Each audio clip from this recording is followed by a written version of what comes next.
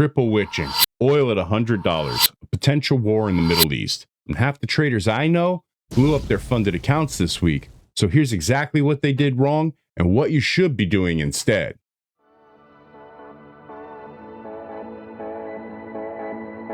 But let's talk about what's actually happening right now, because this isn't just a random choppy week. There are things that are hitting the market at the same time, and they're creating chaos for traders who aren't prepared. So number one is the triple witching. And that happened on Friday, March 20th. And if you don't know what that is, it's when stock options, the index futures, they all expire on the same day. And it causes a massive volume spike because there's fake out moves and people are going to get stopped out all over the place because there's institutional money that's trying to reposition, roll over into their next contracts and move money around. So the levels don't get respected and it acts extremely erratic. The second thing is number two. We've got oil, which is approaching, again, $100 a barrel, right? So that's driven by escalating conflict with Iran. We've got oil moving all over the place, and you can feel it across the entire futures market. When energy is moving this way, it affects companies that need energy in order to produce products. And it has a way of putting a bunch of unnecessary pressure on these companies, on their P&Ls and on their stock prices ultimately. Number three, Wall Street got rattled this week. So we have a lot of institutional money. They're bailing out of positions. You can see that the VIX really cranked up. And now it's starting to come back in a little bit when we saw that rebound on Friday off the lows. At the very end of the session, there was a lot of pressure on the market, if you were trading it. So you put all three of these things together, and you've got a recipe for a high volatility week. And I think that we're going to see this coming up in the next several weeks going into April.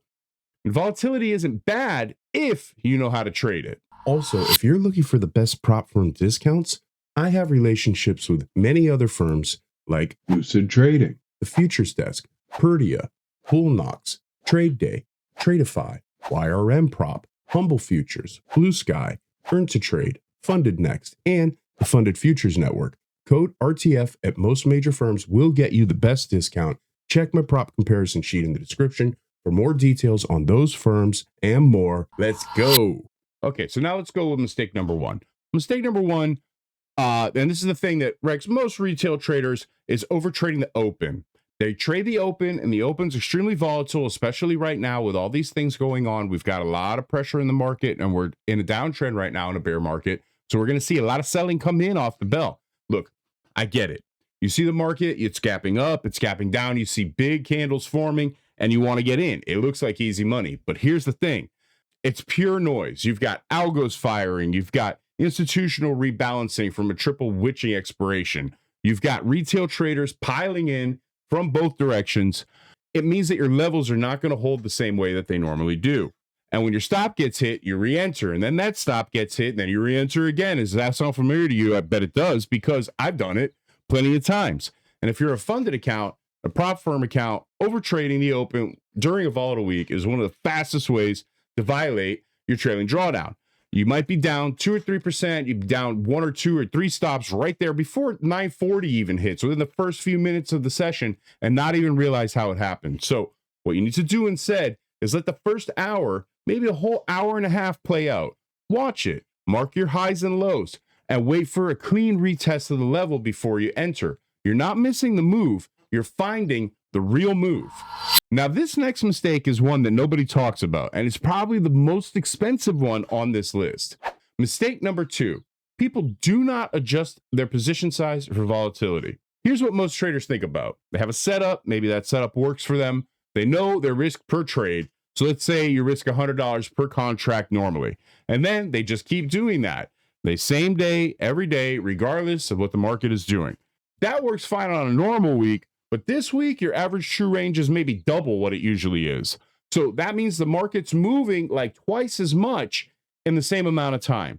So you get stopped out, and then you think the setup's failed, or that it's a lack of patience, or I'm not really following my plan. Those things might be true, but it's also just getting wicked out because you're in a super volatile environment and you have the same position size on that you would normally use.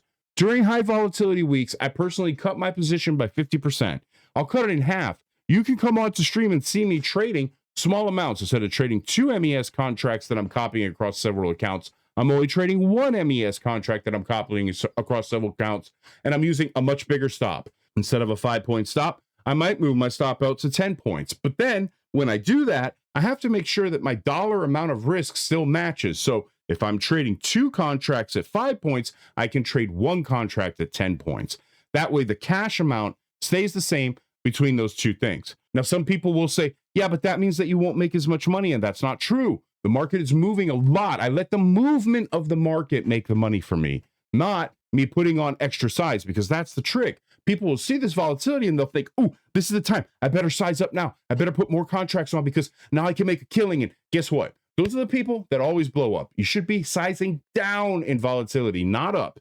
Before we get into mistake number 3, which is honestly the most common one that I've seen from experienced traders, make sure that you hit subscribe. And if you're not already, I cover prop firm strategies. I cover funded trading tips, market breakdowns like this every week. I also trade in my Discord live every single day. That's free. Come join us. All right, let's keep going. So mistake number 3, chasing the news. This week, you've got oil spiking on Iran headlines. You've got Fed comments moving the indices. Every time Trump says something on True Social, you see a massive candle and you want to get in it, right? Here's the reality.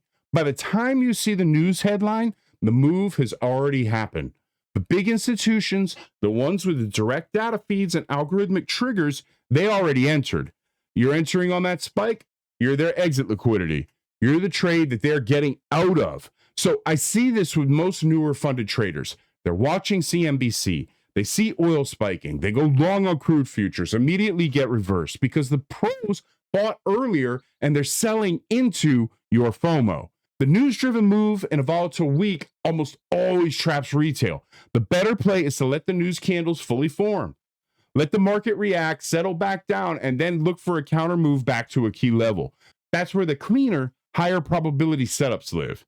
Trade the chart, not the headline. All right, so let me give you the framework I'm actually using this week in my funded accounts. Step 1, no trading in the first hour and a half for 60 to 90 minutes. I'm watching. I have a chart that I would like you to look at for a second that I normally trade.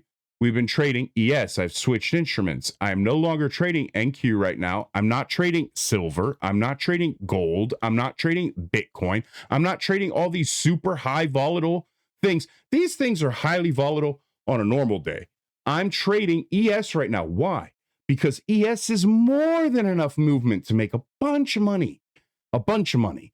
You don't need to be trading these super high volatility indices and metals and the energy stuff right now, looking for this huge windfall trade. You're trying so hard, but you have to really think about how much can you actually get out of this? Because if you're getting stopped out back to back to back, or you're getting in and you're too nervous to stay in, you get out, get out, you're not going to make any money like that. You're making it horrible for yourself. You're going to blow accounts. More and more accounts are going to be blown because you're not going to be able to capitalize on this movement yet. So pick something that's a little less volatile, right? So I don't trade usually in the first hour to an hour and a half. I mark these levels out for myself. I've got my IB low and I've got my IB high. This was from a different session, but if we move back a little bit here into, this is on the 20th on Friday, you can see I have an IB high and I have an IB low, clearly marked out on this chart. That way I know what the initial range was and what happens. Well, this was here. And then as we come out a little bit farther, we did eventually lose this IB low. And you can see where it flips over and this becomes now, it becomes a resistance. And this was the beginning of that big move into the afternoon, which I did catch. I did catch a little bit of this move and I was able to pick up quite a bit of money. Now you might think to yourself, oh, but MES is boring or ES is boring, but this thing moved 100 points plus easily. Like it's more than enough money. It's more than enough money and it will keep your nerves at bay. But if you like living on the edge and you want to just, have that gambling type feeling constantly in and out of the market, yeah, you're going to blow more accounts that way. I can almost guarantee it. I've been doing this long enough. Plus I have my own experience. I know. I was too afraid to hold anything and I was trying to trade extremely volatile instruments. It's a bad idea. Okay, step number 1.